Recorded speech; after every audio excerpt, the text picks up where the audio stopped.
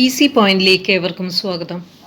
+2 സോഷ്യോളജിയുടെ 15ാമത്തെ chapter social movements, അതിൽ 5ാം ഭാഗം old and new social movement, പഴയതും പുതിയതുമായ സാമൂഹ്യ പ്രസ്ഥാനങ്ങൾ.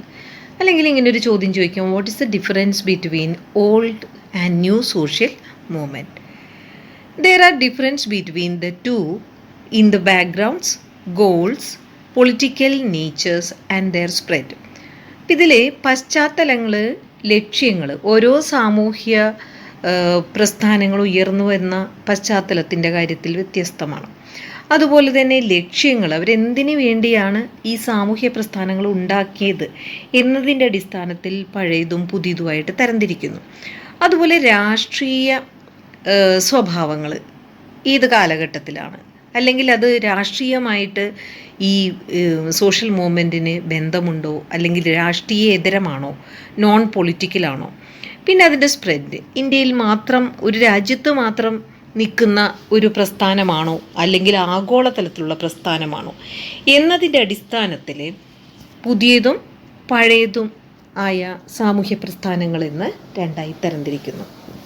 ഇനി ആദ്യത്തേത് ബാക്ക്ഗ്രൗണ്ട് എടുത്ത് നോക്കുകയാണെങ്കിൽ, the historical background of the old and new social movement are different. അതായത് പഴയ സാമൂഹ്യ പ്രസ്ഥാനങ്ങൾ, പഴയ കാലത്ത് ഉയർന്നു വന്ന സാമൂഹ്യ പ്രസ്ഥാനങ്ങളുടെ ബാക്ക്ഗ്രൗണ്ട് വ്യത്യസ്തമാണ്. അതുപോലെ തന്നെ ന്യൂ സോഷ്യൽ മൂവ്മെൻ്റ് എന്ന് പറയുന്ന നമ്മുടെ ആധുനിക കാലത്തെ പ്രശ്നങ്ങൾ, അതിൻ്റെ ആ ഒരു പശ്ചാത്തലവും വ്യത്യസ്തമാണ്. The old one came up in the background of capitalism, socialism, colonialism and so on. അപ്പോൾ ആദ്യ കാലഘട്ടത്തിൽ മുതലാളിത്ത എന്ന് പറയുന്ന ഒരു വ്യവസ്ഥ ഉണ്ടായപ്പോൾ ആ സാഹചര്യത്തിൽ ഉയർന്നു വന്നതാണ് വർക്കിംഗ് ക്ലാസ് മൂവ്മെൻ്റ് എല്ലാം. അതുപോലെ സോഷ്യലിസ്റ്റ് പ്രസ്ഥാനങ്ങളൊക്കെ ഇതിന് ഉദാഹരണമാണ്. പിന്നെ കൊളോണിയലിസം വന്നതാണ്, ഇൻഡസ്ട്രിയലൈസേഷൻ വന്നപ്പോൾ ഒരുപാട് പ്രശ്നങ്ങളുണ്ടായി.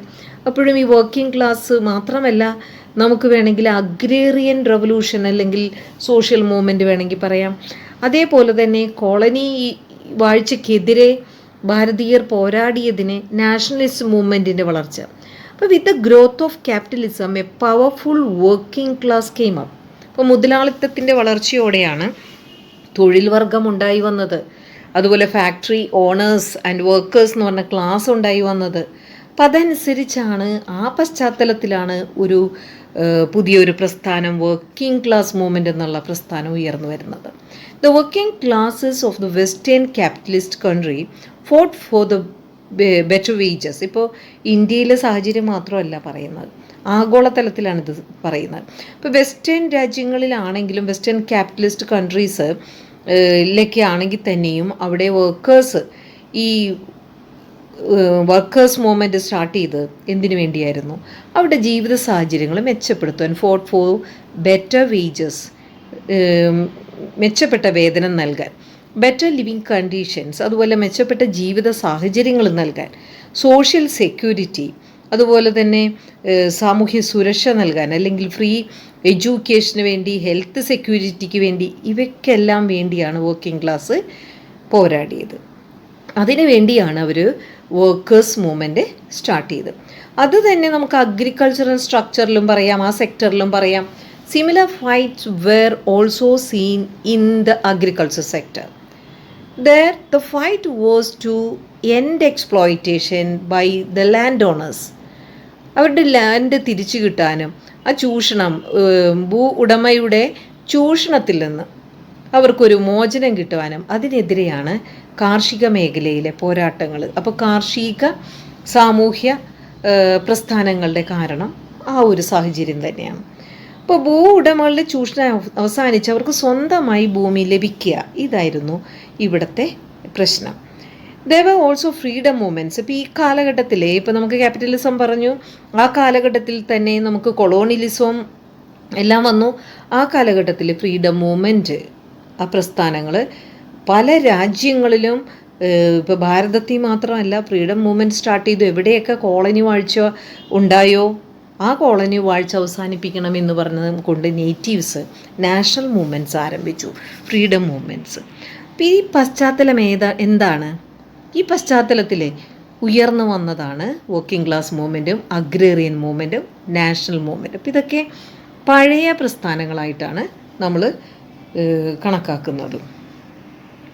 ഇനി പഴയ പ്രസ്ഥാനങ്ങൾ എന്നിവ പഴയ പ്രശ്നങ്ങൾക്കെന്നാണ് ഞാനിവിടെ എഴുതിയിരിക്കുന്നത് കേട്ടോ, സോറി, പഴയ പ്രസ്ഥാനങ്ങൾക്ക് ഉദാഹരണമാണ് എന്നാണ്. ദ ന്യൂ സോഷ്യൽ മൂവ്മെൻ്റ് ആണെങ്കിലോ ഹാഡ് ഡിഫറെൻറ്റ് ബാക്ക്ഗ്രൗണ്ട്. അത് ഇതിൽ നിന്ന് തികച്ചും വ്യത്യസ്തമായൊരു കോണ്ടെക്സ്റ്റിൽ, പശ്ചാത്തലത്തിലാണ് ഉണ്ടായത്. These movement came up during the period of second world war. ഇപ്പോൾ വേൾഡ് വാർ സെക്കൻഡിന് ശേഷം ഉണ്ടായി വന്ന സാമൂഹ്യ പ്രസ്ഥാനങ്ങളെയാണ് നമ്മൾ പുതിയ സാമൂഹ്യ പ്രസ്ഥാനങ്ങൾ എന്ന് പറയുന്നത്. അതായത് അവരുടെ പശ്ചാത്തലം വേറെയാണ്, അവിടെ പ്രശ്നങ്ങളും വേറെയാണ്. ഇവിടെ യുദ്ധത്തിനെതിരെ ആൻറ്റി വാർ മൂവ്മെൻറ്റ്, ഇപ്പോൾ അതിവിടെ ഞാൻ നോട്ടിൽ അത് മെൻഷൻ ചെയ്തിട്ടില്ല, അതും ഉണ്ട്. ആൻറ്റി വാർ മൂവ്മെൻറ്റ്, അതുപോലെ ജെൻഡർ എക്സ്പ്ലോയിറ്റേഷൻ. അതിനു മുമ്പ് വരെ ജെൻഡറിനെ ഈക്വാളിറ്റി കിട്ടണമെന്ന് ആഗ്രഹിച്ചിട്ട് പോലുമില്ല. അതിനു മുമ്പ് അങ്ങനെയുള്ള ഡിസ്ക്രിമിനേഷനൊക്കെ അതങ്ങ് സഹിച്ചു പോകുമായിരുന്നു. ഈ കാലഘട്ടത്തിലായപ്പോഴാണ് ജെൻഡർ എക്സ്പ്ലോയിറ്റേഷനെതിരെ വിമൻസ് മൂവ്മെൻ്റൊക്കെ സ്റ്റാർട്ട് ചെയ്ത്, അതുപോലെ റേഷ്യൽ ഡിസ്ക്രിമിനേഷനെതിരെ മൂവ്മെൻറ്റ് സ്റ്റാർട്ട് ചെയ്തത്. അതുപോലെ പരിസ്ഥിതി ചൂഷണത്തിനെതിരെ, എക്സ്പ്ലോയിറ്റേഷൻ ഓഫ് എൻവയൺമെൻറ്റ്, പരിസ്ഥിതി പ്രശ്നങ്ങൾ ഉണ്ടാകാൻ തുടങ്ങിയ കാലഘട്ടം. അപ്പം ഇതൊക്കെയാണ് ഈ പുതിയ പ്രശ്നങ്ങൾ ഉയർന്നു വന്നതിൽ നിന്നാണ് പുതിയ പ്രസ്ഥാനങ്ങളുണ്ടായത്. Ecological movement, women's movement, racial movement, anti war movement, അത് ഇങ്ങനെ പറയുകയാണെങ്കിൽ ഒരുപാട് പ്രസ്ഥാനങ്ങൾ ഉണ്ടായി. അപ്പം ഇതാണ് നമ്മൾ പശ്ചാത്തലത്തിൽ രണ്ടായി തരംതിരിക്കാം, old social movement and new social movement. രണ്ടിൻ്റെയും പശ്ചാത്തലം വിഭിന്നമാണ്. അതുകൊണ്ട് ആ ഒരു കാര്യങ്ങൾ, ഉയർന്നു വന്ന സാഹചര്യങ്ങളും വ്യത്യസ്തമാണ്. ഇനി ലക്ഷ്യങ്ങളുടെ വ്യത്യാസമനുസരിച്ചിട്ട്, അതായത് എന്താണ് ഈ പ്രസ്ഥാനങ്ങളുടെ ലക്ഷ്യം, അതിൻ്റെ അടിസ്ഥാനത്തിൽ നമുക്ക് രണ്ടായിട്ട് തരംതിരിക്കാം, ഓൾഡ് ആൻഡ് ന്യൂ എന്ന്. The old ones want the reconstructing of authority. പഴയ പ്രസ്ഥാനങ്ങളൊക്കെ അധികാരം തിരിച്ചു ലഭിക്കാൻ, അല്ലെങ്കിൽ പുനഃസംഘടന, അതൊന്ന് റീകൺസ്ട്രക്റ്റ് ചെയ്യാനാണ് അവർ ആഗ്രഹിക്കുന്നത്. They were functioning within the framework of political party. Political പാർട്ടിയുടെ ഉള്ളിൽ നിന്ന് തന്നെയാണ് അവർ പ്രവർത്തിക്കുന്നത്, വ്യത്യാസമായിട്ട് മാറിയെന്നിട്ടല്ല. ഇപ്പോൾ ഇതിനൊരു എക്സാമ്പിൾ പറയുന്നത് ഇന്ത്യൻ നാഷണൽ മൂവ്മെൻറ്റ് എന്തിനു വേണ്ടിയായിരുന്നു? അതൊരു പൊളിറ്റിക്കൽ മൂവ്മെൻറ്റ് പ്രസ്ഥാനത്തിൻ്റെ കീഴിൽ നിന്ന്, ഫ്രെയിം വർക്കിൻ്റെ കീഴിൽ നിന്നാണ്. അതായത് ഇൻ്റർനാഷണൽ കോൺഗ്രസ് എന്ന ഒരു പൊളിറ്റിക്കൽ പാർട്ടിയുടെ നേതൃത്വത്തിലാണ് ഇന്ത്യൻ നാഷണൽ മൂവ്മെൻറ്റ് ഉണ്ടായത്. അതെന്തിനു വേണ്ടിയാണ്? നമ്മുടെ രാജ്യത്തെ ഒരു അതോറിറ്റി, നമ്മുടെ അധികാരം തിരിച്ചു കിട്ടാൻ വേണ്ടി. അതുപോലെ ചൈനീസ് റവല്യൂഷൻ കമ്മ്യൂണിസ്റ്റ് പാർട്ടിയാണ് ലീഡ് ചെയ്തത്. ഇപ്പോൾ ചൈനീസ് വിപ്ലവത്തിന് നേതൃത്വം നൽകിയത് കമ്മ്യൂണിസ്റ്റ് പാർട്ടിയാണ്. അപ്പോൾ ഒരു group of thinkers believe that the old activities carried out by trade union and party. അപ്പോൾ ആ പഴയ കാല പ്രസ്ഥാനങ്ങളെ നയിച്ചിരുന്നത് ഒന്നില്ലെങ്കിൽ ട്രേഡ് യൂണിയൻ, അല്ലെങ്കിൽ അത് പാർട്ടി ഓഫ് വർക്കേഴ്സ്, ഏതെങ്കിലും ഒരു യൂണിയൻ പാർട്ടി ബേസ് ചെയ്തിട്ടാണ് അവർ വർക്ക് ചെയ്തത്. And losing the relevance and they are becoming weak. അപ്പോൾ ഈ പാർട്ടിയുടെ ആ ഒരു പ്രസക്തി നഷ്ടപ്പെടുകയും അതുപോലെ തന്നെ പഴയ പ്രവർത്തനങ്ങളൊക്കെ ദുർബലമാകുകയും ചെയ്തു എന്ന് ചില തിങ്കേഴ്സ് വിശ്വസിക്കുന്നു. അപ്പം എന്താണ് സംഭവിച്ചത്? ഈ പുതിയ സോഷ്യൽ മൂവ്മെൻറ്റിന് അങ്ങനെ പഴയ അധികാരം പുനഃസ്ഥാപിക്കണം എന്നൊന്നും ആഗ്രഹമില്ല. The new social movement are not interested in reconstructing the authority. അവർക്ക് എന്താണ് താല്പര്യം? അവർ ജനറലായിട്ട് ഒരു പൊതുപ്രശ്നത്തെ എടുത്ത് ഹാൻഡിൽ ചെയ്യാനായിട്ട്, അല്ലെങ്കിൽ അതിന് പരിഹാരം കാണാനാണ്. അതൊരു പാർട്ടിയുമായി യാതൊരു ബന്ധവുമില്ല, അല്ലെങ്കിൽ അധികാരം അവർക്ക് ലഭിക്കുകയും വേണ്ട. They handle general things like clean environment and so on. അവർക്ക് പരിസ്ഥിതി മലിനീകരണത്തിനെതിരെ, പരിസ്ഥിതി സംരക്ഷണത്തിനെതിരെ, വനനശീകരണത്തിനെതിരെ, ഇതൊക്കെയാണ് അവരുടെ പാർട്ടിയും ഒരു അധികാരവും തമ്മിൽ ഇവർക്ക് യാതൊരു ബന്ധവുമില്ല. ഇനി മൂന്നാമത്തേത് എന്താണ്? പൊളിറ്റിക്കൽ പാർട്ടി ഒരു സെൻട്രൽ പവറായിട്ട് നിന്നുകൊണ്ടാണ് ഓൾഡ് സോഷ്യൽ മൂവ്മെൻറ്റ്സ് പ്രവർത്തിച്ചതെന്ന് നമ്മളിപ്പോൾ പറഞ്ഞു. പഴയ സാമൂഹ്യ പ്രസ്ഥാനങ്ങൾ രാഷ്ട്രീയ പാർട്ടികൾക്കാണ് കേന്ദ്രസ്ഥാനം നൽകിയത്. അതിനെ നമ്മൾ പറഞ്ഞു ഫ്രീഡം സ്ട്രഗിളിനാണെങ്കിലും ഇന്ത്യൻ നാഷണൽ കോൺഗ്രസ്, അതുപോലെ ചൈനീസ് റവല്യൂഷൻ ആണെങ്കിൽ അവിടെ കമ്മ്യൂണിസ്റ്റ് പാർട്ടി എന്നൊക്കെ പറഞ്ഞു. പക്ഷേ ഇവിടെ അതിലൊരു വ്യത്യാസം വന്നിരിക്കുകയാണ്. ഇപ്പോൾ Rajni Kothari thinks that it as the dissatisfaction with parliamentary democracy that cause the social movement of the 1970s to come up. അപ്പോൾ പാർലമെൻ്ററി ജനാധിപത്യത്തോട് ഒരു അതൃപ്തി ഉണ്ടായപ്പോഴേക്കും 1970s ആയപ്പോഴും അതിനെതിരെ മുന്നേറ്റങ്ങൾ ഉണ്ടായി, ഗവൺമെൻറ്റിനെതിരെ മുന്നേറ്റങ്ങളുണ്ടായി. He thinks that all the establishment of the nation are in the hands of elite. അദ്ദേഹം പറയുന്നത് രാഷ്ട്രത്തിൻ്റെ എല്ലാ സ്ഥാപനങ്ങളും, രാഷ്ട്രീയ സ്ഥാപനങ്ങളും സാമ്പത്തിക സ്ഥാപനങ്ങളും ഭരണപരമായ അല്ലാതെ മതപരമായ സ്ഥാപനങ്ങളും എല്ലാം തന്നെ ഹയർ കാസ്റ്റിൻ്റെ കയ്യിലാണ്, അല്ലെങ്കിൽ ഹയർ വർഗത്തിൻ്റെ വാരണ്യവർഗത്തിൻ്റെ കൈകളിലാണ്. അതുകൊണ്ട് അവിടെ പൊളിറ്റിക്കൽ പാർട്ടി ഒരിക്കലും തന്നെ സാധാരണക്കാരൻ്റെ അവസ്ഥയെക്കുറിച്ച് സംസാരിക്കുന്നില്ല. അവിടെ സാധാരണക്കാരൻ്റെ കാര്യങ്ങളൊന്നും ഒരു ചർച്ചയിലെത്തുന്നില്ല. Therefore, election through political parties will not bring the voice of poor to the central power. അപ്പോൾ അത് സാധാരണക്കാരൻ്റെ പ്രശ്നങ്ങളൊന്നും പരിഗണിക്കാതെ പോകുമ്പോൾ ഇവരെന്താ ചെയ്യുക? So the people leave political parties and join non political movement. അങ്ങനെ ഇവർ പൊളിറ്റിക്കൽ പാർട്ടിയിൽ നിന്ന് വിട്ടുപോയിട്ട് രാഷ്ട്രീയേതര പ്രസ്ഥാനങ്ങളിലേക്ക് ചേരുകയാണ് ചെയ്തത്. അതിനാൽ ആളുകൾ രാഷ്ട്രീയ പാർട്ടികൾ ഉപേക്ഷിച്ച് രാഷ്ട്രീയേതര പ്രസ്ഥാനങ്ങളിൽ ചേരുന്നു. Thus they are able to put pressure on the government. ഇപ്പോൾ പുറത്ത് നിന്ന് ഗവൺമെൻറ്റിനെ ഫോഴ്സ് ചെയ്യാണ് അവരുടെ അവകാശങ്ങൾ നേടിയെടുക്കാൻ പ്രക്ഷോഭങ്ങളിലൂടെ. അപ്പോൾ അങ്ങനെയാണ് അവർ സർക്കാരിൽ സമ്മർദ്ദം ചെലുത്തുന്നത്. Examples for such non political movements are new NGOs.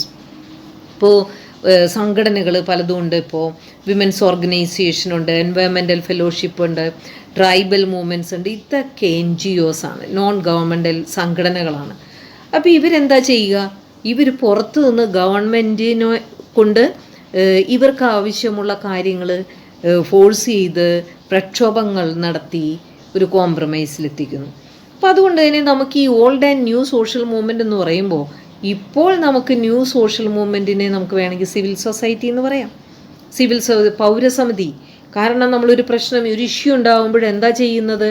അവിടെ ഒരു പൗരസമിതി രൂപീകരിക്കുന്നു, ആ പ്രശ്നം അങ്ങോട്ട് ഏറ്റെടുക്കുന്നു, ജനശ്രദ്ധയിലേക്ക് കൊണ്ടുവരുന്നു, അത് രാഷ്ട്രീയ തലങ്ങളിൽ ഫോഴ്സ് ചെയ്യുന്നു, അവർക്കതിന് ആക്ഷൻ എടുക്കേണ്ടി വരും. അപ്പോൾ ഇപ്പോൾ സിവിൽ സൊസൈറ്റി എന്ന പേരിലാണ് നമുക്ക് വേണമെങ്കിൽ ഈ ന്യൂ സോഷ്യൽ മൂവ്മെൻറ്റ്സിനെ നമുക്ക് വേണമെങ്കിൽ വിളിക്കാം. ഇനി അടുത്തത് ഓൾഡ് സോഷ്യൽ മൂവ്മെൻറ്റും ന്യൂ സോഷ്യൽ മൂവ്മെൻറ്റും തമ്മിലുള്ള ഒരു വ്യത്യാസം എന്താണ്? പഴയ കാലത്തെ സോഷ്യൽ പ്രസ്ഥാനങ്ങളെന്ന് പറഞ്ഞാൽ ഒരു രാജ്യത്ത് മാത്രം ഒതുങ്ങി നിന്നതായിരുന്നു. പക്ഷേ ഇന്ന് അങ്ങനെയല്ല. ഇന്ന് ആഗോളതലത്തിൽ ഇന്ന് പുതിയ പ്രസ്ഥാനങ്ങളെന്ന് പറഞ്ഞാൽ ഇക്കോളജിക്കൽ പ്രസ്ഥാനമായിക്കോട്ടെ, വിമൻസ് മൂവ്മെൻ്റ് ആയിക്കോട്ടെ, എന്തും ആയിക്കോട്ടെ, അത് ആഗോളതലത്തിൽ മുഴുവൻ സ്പ്രെഡ് ചെയ്യപ്പെട്ടിരിക്കുന്നു.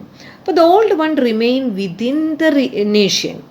ദേ did not have global nature. ഈ രാജ്യത്തു നിന്ന് അപ്പുറത്തേക്ക് പോകുന്നില്ല. അതിൻ്റെ കോൺസിക്വൻസസ് ഒക്കെ എന്തെങ്കിലും മറ്റു രാജ്യങ്ങളിലുണ്ട്. ഇപ്പോൾ ഫ്രഞ്ച് വിപ്ലവം അങ്ങനെയായിരുന്നു. ഫ്രഞ്ച് വിപ്ലവത്തിൻ്റെ ആ ഒരു കോൺസിക്വൻസസ്, അനന്തരഫലങ്ങൾ മറ്റു രാജ്യങ്ങൾ ഏറ്റുപിടിച്ചു എന്നുള്ളത് ശരിയാണ്.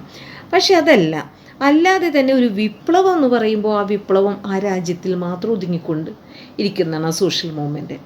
എന്നാൽ അങ്ങനെയല്ല ഇന്നത്തെ ന്യൂ സോഷ്യൽ മൂവ്മെൻറ്റ്. അതിന് ബൗണ്ടറീസ് ഇല്ല, അതിർത്തികളില്ല. അത് ഗ്ലോബൽ നേച്ചറാണ്. കാരണം ഓരോ ഇഷ്യൂസും ഒരു അതിർത്തിയിൽ പെടുന്നതല്ല. ഇപ്പോൾ അതിന് എക്സാമ്പിൾ ഇക്കോളജിക്കൽ പ്രോബ്ലം എന്ന് പറഞ്ഞാൽ അത് ഇന്ത്യയുടെ മാത്രം പ്രശ്നമല്ല, ഈ ലോകത്തിൻ്റെ പ്രശ്നമാണ്. അതുപോലെ ജെൻഡർ ഇൻഈക്വാളിറ്റി പ്രോബ്ലംസ് എന്ന് പറഞ്ഞാൽ ഈ ലോകത്തിൻ്റെ പ്രശ്നം തന്നെയാണ്. അതുപോലെ ആൻറ്റി വാർ മൂവ്മെൻറ്റ്സ് എന്നൊക്കെ പറയുന്നതും ഈ ലോകത്തിൻ്റെ പ്രശ്നം തന്നെയാണ്. അപ്പം ഇതൊക്കെ തന്നെ ആഗോളതലത്തിലെ പ്രശ്നമായി മാറി. അപ്പോൾ ഇതൊക്കെയാണ് നമ്മൾ ന്യൂ സോഷ്യൽ മൂവ്മെൻറ്റ്സും ആൻഡ് ഓൾഡ് സോഷ്യൽ മൂവ്മെൻറ്റ്സും തമ്മിലുള്ള ഡിഫറൻസ്. പിന്നെ അടുത്തത് ടൈപ്സ് ഓഫ് സോഷ്യൽ മൂവ്മെൻ്റ് ആണ്. അത് അടുത്ത വീഡിയോയിലിടാം. Thank you.